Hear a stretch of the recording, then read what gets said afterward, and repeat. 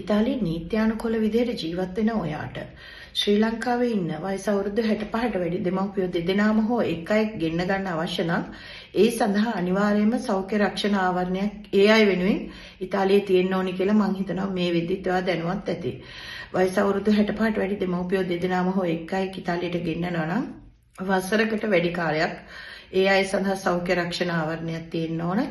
ඒක අවමය යුරෝ 30000කට වැඩි වෙන්නත් ඕන සහ සියලුම ලෙඩ රෝග සඳහා මේ සෞඛ්‍ය රක්ෂණය තියෙන්න ඕන.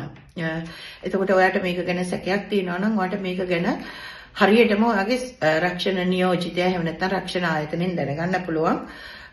මේ සඳහා අවශ්‍ය වෙන ලියකියවිලි මොනවද කියලා කතා කරුවොත් අවශ්‍ය වෙන්නේ අයදුම් කරන තැනත්තා. ඒ කියන්නේ ෆැමිලියාර් එක කරන කෙනාගේ ලියකියවිලි මුලින්ම ඉතාලියේ රැඳී සිටීමේ බලපත්‍රය එහෙම නැත්නම් පර්මිට් සොජෝර්න් එකේ කොපියක්, හැඳුනුම්පතේ කොපියක් සහ කෝදිශ ෆිස්කාලයේ කොපියක් සහ ඉතාලියේ ඇය පදිංචි ලිපිනය සහ ශ්‍රී ලංකාවෙන් පැමිණීමට බලාපොරොත්තු වෙන කෙනාගේ පාස්පෝර්ට් කොපි එකක් ඕනේ වෙනවා. ඊට අමතරව අපි කතා කරුවොත් මේක කොයි වෙලේටද ඕනි වෙන්නේ කියලා සමහර වෙලාවට ප්‍රෙෆෙක්ටුරයකට ඔයාගේ ඇප්ලිකේෂන් එක එහෙම නැත්නම් දොමන් දෙක දැම්මට පස්සේ ප්‍රෙෆෙක්ටුරයකින් කතා කරලා අහනවා කොයි ඉන්ෂුරන්ස් එක කියලා. එහෙම නැත්නම් සමහර අවස්ථාවලදී අපි දැක්ක මේගොල්ලෝ ලංකාවේ තියෙන ඉතාලි තානාපති කාර්යාලය එහෙම නැත්නම් VFS එකට යනකොට ඉන්ෂුරන්ස් එකේ කොපි එකක් ඉල්ලනවා. එහෙමත් නැත්නම් මව හෝ පියා ඉතාලියට ආවට පස්සේ ප්‍රෙෆෙක්ටුරයකට දැනුම් දුන්නාම මව හෝ පියා ඉතාලියට ආවා කියලා ඉතුරු ලියකියවිලි, ඒ කියන්නේ රැඳී සිටීමේ බලපත්‍රය